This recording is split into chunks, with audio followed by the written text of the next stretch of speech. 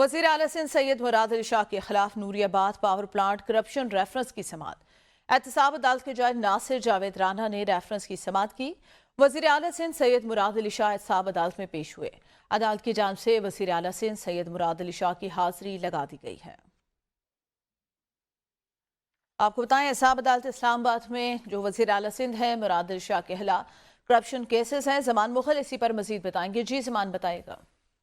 जी बिल्कुल, आज वज़ीर आला सिंध के हवाले से एहतसाब अदालत में समाअत हुई है और नासिर जावेद राना ने इस केस की समाअत की है। नूरियाबाद पावर प्लांट में जो करप्शन हुई थी उसके हवाले से ये केस था।